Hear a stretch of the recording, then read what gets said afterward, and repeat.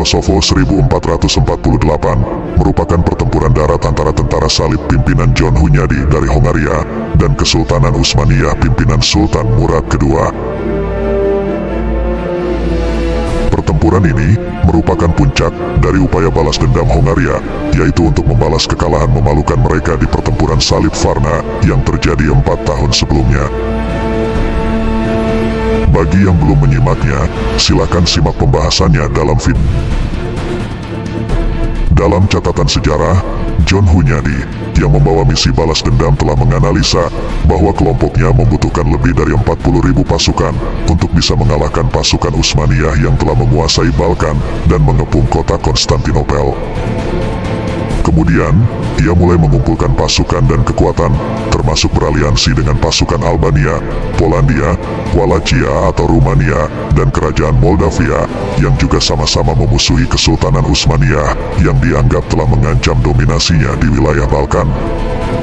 Sultan Murad II yang mendengar kabar itu pun dengan segera mempersiapkan pasukan mereka untuk menyambut pasukan koalisi negara-negara Kristen pimpinan John Hunyadi. Nah, dalam edisi kali ini, kita akan kembali ke masa ketika pasukan baju besi kubu Hungaria bertempur melawan Kesultanan Utsmaniyah dalam salah satu pertempuran terpenting dalam sejarah Eropa. Kita akan menjelajahi taktik, strategi, dan peran pasukan baju besi dalam pertempuran Kosovo 1448. Dalam pembahasan kali ini, kita akan mengulik tentang latar belakang perang Kosovo 1448 dan mengapa pertempuran ini begitu penting dalam sejarah Eropa. Kita juga akan melihat bahwa perang ini sebenarnya adalah sangat erat kaitannya dengan John Hunyadi dan misi balas dendamnya. Termasuk membahas bagaimana pasukan kubu Hungaria bersiap untuk melawan Utsmaniyah, bagaimana kekuatan pasukan koalisi, siapa yang bersekutu dengan Hungaria, dan apa strategi mereka dalam melawan pasukan Utsmaniyah. Yang lebih menarik adalah, kita juga akan membahas tentang strategi perang baju besi Hungaria, bagaimana pasukan baju besi Hungaria memanfaatkan perlindungan mereka dan berkolaborasi dalam pertempuran. Selain itu, kita juga akan mempelajari tentang keunggulan dan kelemahan pasukan baju besi, terkait apa yang membuat mereka kuat dan rentan. Pada masa itu, baju besi menjadi tantangan tersendiri dari pasukan lawan ketika bertempur di medan pertempuran. Dan yang lebih mengejutkan adalah bagaimana strategi Sultan Murad ketika mengetahui bahwa pasukan koalisi pimpinan John Hunyadi yang lengkap dengan baju besinya sudah bergerak untuk menggempur Utsmaniyah. Sedangkan pasukan Utsmaniyah sendiri kebanyakan bukan pasukan yang berbaju besi seperti lawannya. Inilah pertempuran Kosovo kedua, sebuah pertempuran yang dianggap sebagai pertempuran penting bagi penaklukan Konstantinopel. Karena imbas dari pertempuran ini, dunia Kristen Eropa, khususnya Hungaria dan sekutunya tidak bisa berbuat apa-apa saat Konstantinopel mendapat serangan dari pasukan Utsmaniyah di bawah pimpinan Muhammad Al-Fatih, putra dari Sultan Murad sebagai komandan utama dalam pertempuran Kosovo kedua ini.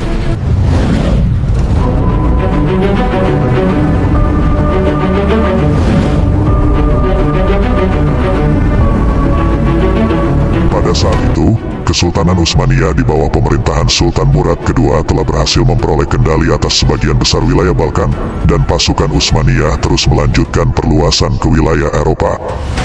Di sisi lain, serangkaian konflik internal dan perselisihan di antara negara-negara Kristen di wilayah Balkan, seperti Serbia dan Bosnia, membuat mereka tidak sepenuhnya bersatu dalam menghadapi ancaman Utsmaniyah.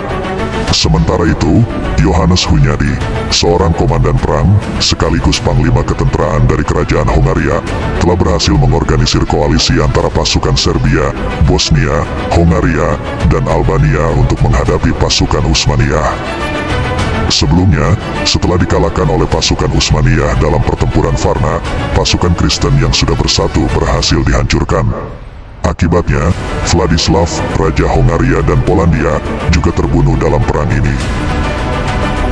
Kematian Vladislav inilah yang menjadi pemicu perebutan tahta antara Hongaria dan Polandia.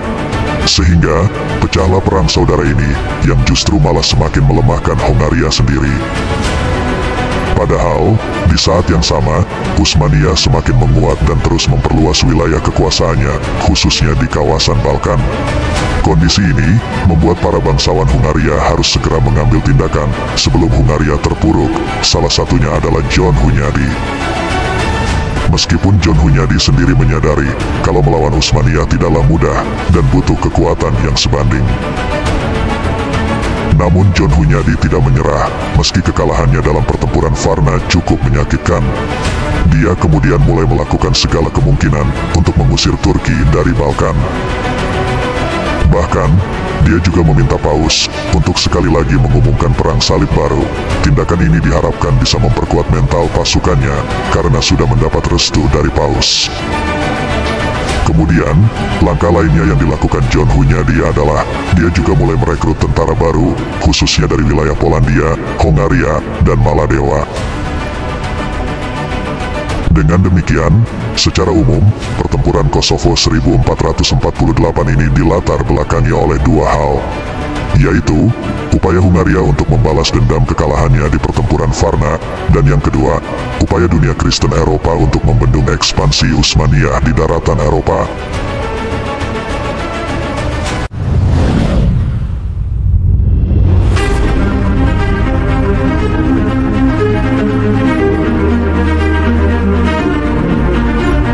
Pada tahun 1448, John Hunyadi melihat saat yang tepat untuk memimpin kampanye melawan Kesultanan Utsmaniyah.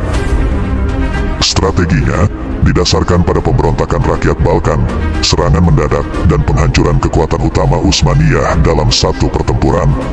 Pada bulan September tahun 1448, John Hunyadi memimpin pasukan Hongaria menyeberangi Sungai Danube dan berkemah di Serbia, di sebelah Kovin, tepat di luar ibu kota Serbia, Smederevo. Selama sebulan penuh, orang Hongaria berkemah di sana, sambil menunggu tentara salib yang datang dari Jerman, Adipati Wallachia, serta tentara Bohemia dan Albania. Tentara Albania di bawah Skanderbeg tidak berpartisipasi dalam pertempuran ini karena ia dilarang berhubungan dengan tentara Hunyadi oleh Utsmaniyah dan sekutunya. Dipercaya bahwa ia ditunda oleh penguasa lalim Serbia Turat Brankovic yang kemudian bersekutu dengan Sultan Murad II, meskipun peran sebenarnya Brankovic masih diperdebatkan. Akibatnya, Skanderbeg menghancurkan wilayah kekuasaan Brankovic sebagai hukuman karena telah meninggalkan perjuangan umat Kristen dalam melawan pasukan Islam dari Kesultanan Utsmaniyah. Saat itu, Brankovic bereaksi secara ambigu atas pelanggaran tersebut dan menegosiasikan persyaratan untuk bergabung dalam perang salib dalam melawan Utsmaniyah selama periode waktu tersebut. Hunyadi telah memberitahu Brankovic bahwa dia telah membawa 20.000 pasukannya sendiri, dan dia juga sedang menunggu bala bantuan tambahan, dan bahwa dia, Brankovic, dengan kavaleri ringannya, adalah satu-satunya sekutu yang diperlukan untuk menjadikan kemenangan ini sebagai kemenangan yang menentukan. Setidaknya, seperti inilah rayuan serta ancaman John Hunyadi pada pihak Serbia. Brankovic sendiri merasa lelah karena wilayah kekuasaannya baru saja dipulihkan setelah pendudukan Utsmaniyah besar-besaran pada tahun 1444 Masehi, dan karena sadar sepenuhnya akan kekuatan militer Utsmaniyah dan yang pasti tidak akan mungkin menang kalau melawan, ia ingin mempertahankan tahtanya. Despot Brankovic juga tidak mau menempatkan dirinya di bawah komando Hunyadi dalam kondisi apapun, karena ia secara pribadi tidak menyukainya karena pernah menghinanya dengan menganggapnya bertubuh pendek. Artinya, antara John Hunyadi dan Brankovic telah terjadi gesekan yang mengakibatkan tawaran John Hunyadi seakan diabaikan.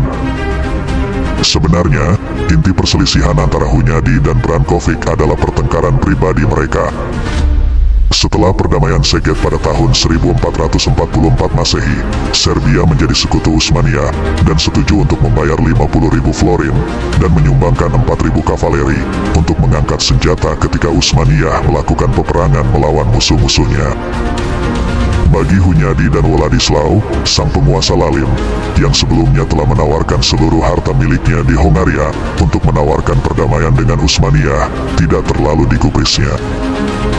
Artinya, perjanjian damai dengan Utsmaniyah, Hunyadi tidak terlalu menghargai kesepakatan apapun dengan Utsmaniyah. Sementara bagi Brankovic, melihat ini sebagai peluang perdamaian dan kemakmuran bagi Serbia, sehingga perdamaian dapat tercapai. Kemudian, Brankovic meninggalkan Hongaria menuju Smederevo. Artinya, Brankovic lebih memilih menjaga kesepakatan dengan Utsmaniyah daripada mengkhianati perjanjian sebagaimana yang dilakukan oleh John Hunyadi. Karena penolakan itulah, pasukan Hunyadi memasuki Serbia dan mulai menjarah di sana. Raja Serbia kemudian mengirimkan berita tentang semua pergerakan pasukan Hunyadi kepada Sultan Murad.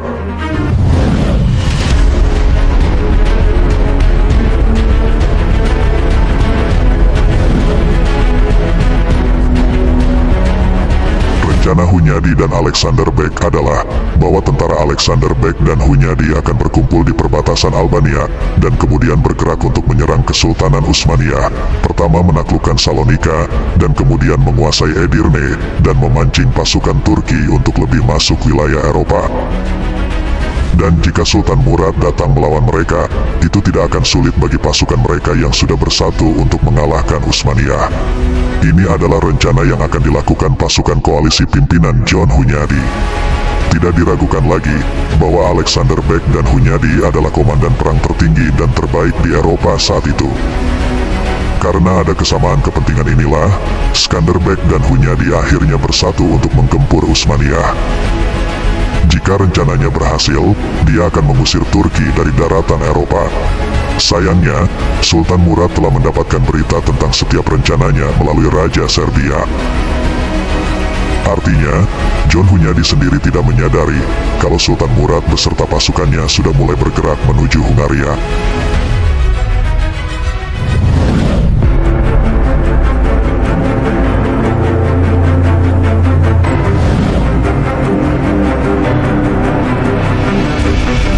Setelah sebuah kesepakatan dicapai antara John Hunyadi dan Skanderbeg, yaitu mereka akan bertempur bersama menghabisi Utsmaniyah. Mereka mulai bergerak ke titik tempat di mana kedua pasukan besar akan bertemu. Di dataran Kosovo inilah keduanya akan bertemu, yang selanjutnya akan bergerak menggempur Utsmaniyah. Hunyadi mendirikan tenda di tempat ini sambil menunggu kedatangan pasukan Albania pimpinan Skanderbeg. Sayangnya, saat itu, Skanderbeg masih berperang melawan Venesia, sehingga Skanderbeg sendiri tidak bisa segera menuju tempat sesuai kesepakatan sebelumnya dengan John Hunyadi. Tanpa sepengetahuan John Hunyadi, ternyata pasukan Sultan Murad juga sudah berada di tempat ini, di mana tidak jauh dari pasukan Sultan Murad, John Hunyadi beserta pasukan koalisi sedang menunggu pasukan Skanderbeg. Tentu saja, ini mengejutkan John Hunyadi, karena dia sama sekali tidak mengetahui kedatangan Sultan Murad. Artinya, dugaan John Hunyadi meleset, karena yang dia pikir, Sultan Murad sedang berada di Edirne, atau sedang berperang di Anatolia, sedangkan pergerakan pasukannya tidak diketahui oleh Sultan Murad. Padahal, Sultan Murad beserta pasukannya sudah berada di dataran Kosovo untuk memberi pelajaran kepada John Hunyadi karena telah mengingkari perjanjian damai. Bagi John Hunyadi, ini adalah masalah baru yang harus segera ditemukan solusinya karena tidak sesuai rencana sebelumnya. Terlebih, pasukan Skanderbeg belum juga terlihat di mana dia menunggu. Padahal, musuh besar sudah berada di depan mata yang siap bertempur ketika komando utama sudah diserukan. Namun, John Hunyadi adalah komandan terbaik, jadi dia tentu punya rencana alternatif untuk menghadapi situasi sulit ini.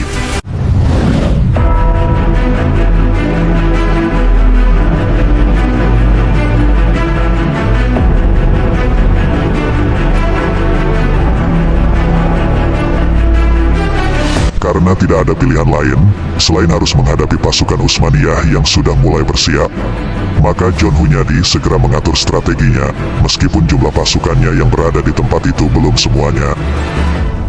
Jumlah pasukan John Hunyadi saat itu diperkirakan antara 20.000 sampai 30.000 pasukan salib, yang terdiri dari pasukan Polandia, Wallachia atau Rumania dan pasukan Moldavia, termasuk pasukan Hungaria sendiri.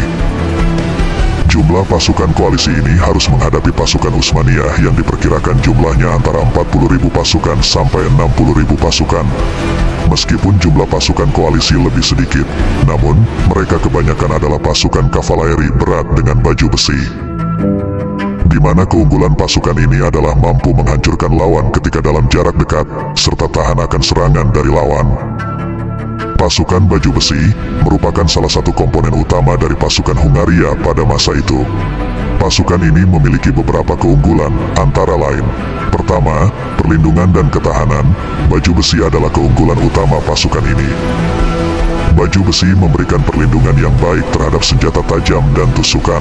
Hal ini memungkinkan pasukan baju besi untuk lebih bertahan dalam pertempuran dan menghadapi serangan langsung dari pasukan lawan.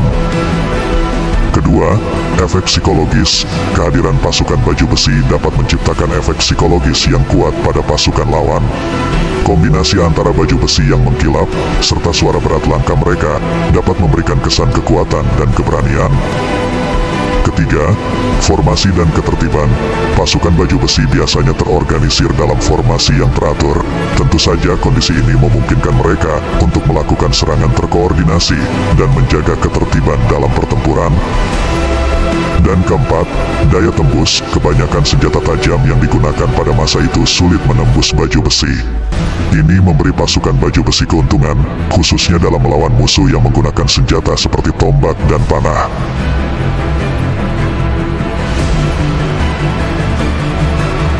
Meskipun memiliki banyak keuntungan, pasukan baju besi Hungaria juga memiliki kelemahan. Dan kelemahan inilah yang nantinya dimanfaatkan oleh Sultan Murad dalam strateginya di Perang Kosovo yang tidak lama lagi akan segera dilancarkan. Kelemahan pertama, mobilitas terbatas. Salah satu kelemahan besar pasukan baju besi adalah mobilitasnya yang terbatas. Baju besi yang berat dapat membatasi gerakan pasukan, membuat mereka lebih lambat dalam melintasi medan dan melakukan manuver. Kelemahan kedua, kelelahan yang begitu cepat. Memakai baju besi yang berat sungguh menguras tenaga pemakainya. Tentu kondisi ini dapat membuat pasukan lebih cepat merasa lelah, terutama dalam pertempuran yang berlangsung lama. Hal ini dapat mengurangi daya tahan serta efektivitas pasukan Hungaria dalam pertempuran yang panjang. Kelemahan ketiga adalah rentan terhadap serangan rendah. Bagian tubuh yang tidak terlindungi oleh baju besi, seperti kaki dan kepala, tetap rentan terhadap serangan musuh. Ini dapat dieksploitasi oleh pasukan lawan yang memahami kelemahan ini. Dan pasukan Utsmaniyah sudah paham akan hal ini, karena sudah terlampau sering menghadapi pasukan baju besi. Kelemahan lain adalah dari segi biaya produksi dan peralatan. Pembuatan dan pemeliharaan baju besi membutuhkan biaya yang tinggi. Ini membuat pasukan baju besi biasanya terdiri dari bangsawan atau prajurit yang lebih mampu secara finansial. Meskipun ada beberapa negara yang memfasilitasinya, namun hal ini tentu menguras kekayaan negara tersebut. Kelemahan selanjutnya adalah rentan terhadap senjata api.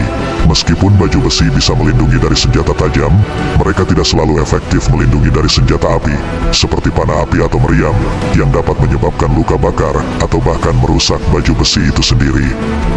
Secara kesimpulan, pasukan baju besi kubu Hungaria memang memiliki keunggulan dalam perlindungan dan efek psikologis, tetapi juga memiliki kelemahan dalam mobilitas terbatas, kelelahan cepat, dan biaya produksi yang tinggi.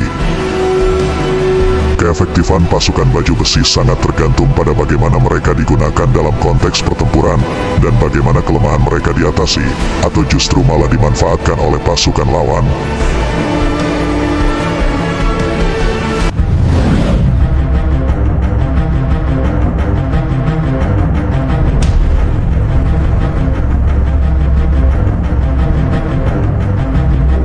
Kedua pasukan sudah saling berhadap-hadapan di dataran Kosovo, tempat di mana pertempuran Kosovo pertama juga terjadi di sini. Dari sisi Utsmaniyah, Sultan Murad secara pribadi memimpin pasukan utama, yang sebagian besar adalah pasukan Meriam dan pasukan Janissary, sementara putranya, yaitu Mehmet, atau yang nanti kita kenal dengan Muhammad Al-Fatih, yang menghadapi pertempuran untuk pertama kalinya, memimpin pasukan Anatolia di sayap kanan. Sedangkan dari pihak koalisi, John Hunyadi sendiri memimpin pusat pasukannya dalam pertempuran tersebut, sedangkan sayap kanan tentara salib berada di bawah kekuasaan Wallachia. Selain itu, orang Hungaria juga memiliki rentetan meriam panjang yang akan digunakan untuk menggempur musuh dari jarak jauh. Pertempuran dibuka ketika Hunyadi mulai maju untuk menyerang sisi sayap Utsmania dengan kavaleri campuran, kavaleri ringan, dan kavaleri berat. Mendapat serangan dari John Hunyadi ini, sisi sayap Turki yang terdiri dari tentara dari Rumelia dan Anatolia mulai terdesak dan hampir tidak bisa mengimbangi serangan pasukan koalisi hingga kavaleri ringan Turki tiba untuk memperkuat mereka. Akibat dari serangan kavaleri ringan Turki ini, pasukan Kristen kemudian berhasil dikalahkan dan mereka yang selamat mundur kembali ke pasukan utama Hunyadi. Ketika Hunyadi melihat kekalahan di sayapnya, dia mulai menyerang dengan kekuatan utamanya yang terdiri dari ksatria dan infanteri ringan. Korps Janisari tidak berhasil menghalau serangan pasukan utama koalisi, sehingga kavaleri Hungaria berhasil membuat kemajuan melalui serangan serempak ke pusat pasukan Turki, tetapi akhirnya berhasil dihentikan di kamp Turki. Serangan demi serangan silih berganti, baik dari pihak koalisi maupun dari pihak Utsmaniyah. Belum terlihat pihak mana yang akan meraih kemenangan.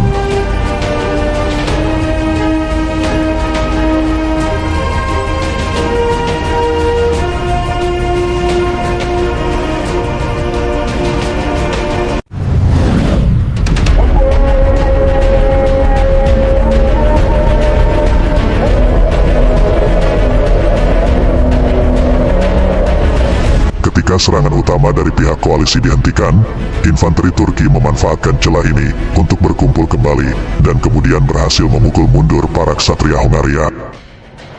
Kavaleri ringan yang sekarang tanpa dukungan para ksatria juga berhasil dikalahkan. Atas serangan balasan dari pihak Utsmania ini, pasukan Hungaria mulai mundur ke kamp mereka.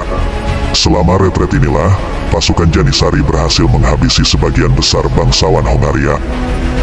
Jangan lupa, kalau pasukan Janisari adalah pasukan yang memiliki keahlian bertempur di atas rata-rata, sehingga mereka sangat sulit untuk dilumpuhkan oleh lawan. Serangan terorganisir pasukan elit Janisari berhasil mengubah peta pertempuran, formasi pasukan koalisi mulai kacau, dan berakibat sulitnya berkoordinasi antara pasukan satu dengan yang lain.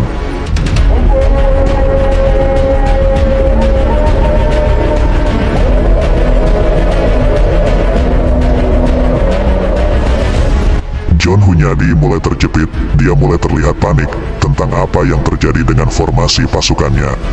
Komando komandan utama sudah tidak efektif, dan di hadapannya, satu persatu personel pasukannya meregang nyawa terkena serangan pasukan Janisari Utsmaniyah.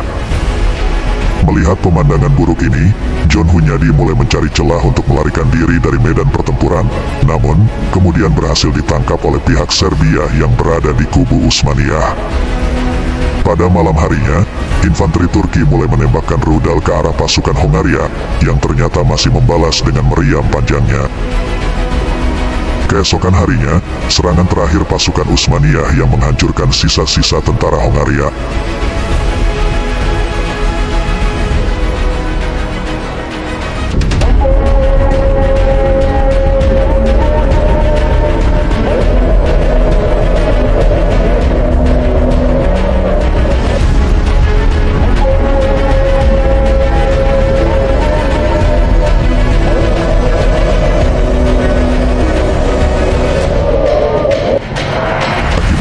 Koalisi Kristen dari pertempuran ini, negara-negara Kristen, khususnya kawasan Balkan, tidak mampu lagi melawan Utsmaniyah. Hal ini mengakibatkan kawasan Balkan jatuh di bawah kendali penuh Kesultanan Utsmaniyah. Sementara itu, nasib Hunyadi sendiri, yang telah ditangkap oleh Brankovic, statusnya menjadi tawanan Serbia, sampai uang tebusan sebesar 100.000 florin, pengembalian domain Serbia dicabut Hunyadi dari Brankovic. Termasuk, pertunangan pewaris Hunyadi dengan putri Brankovic disepakati. Artinya, akibat dari kekalahan perang ini, John Hunyadi menjadi tawanan, dan harus menyetujui ragam persyaratan yang diajukan oleh Serbia kalau ingin dibebaskan. Dan John Hunyadi sendiri akhirnya sepakat dengan syarat-syarat tersebut. Selama sisa masa pemerintahannya, John Hunyadi berhasil mempertahankan kerajaan Hungaria dalam upayanya melawan kampanye Utsmaniyah. Sedangkan Skanderbeg sendiri juga berhasil melanjutkan perlawanannya di Albania hingga kematiannya pada tahun 1468 Masehi. Tetapi 10 tahun kemudian, negara tersebut berada di bawah kendali penuh Kesultanan Utsmaniyah.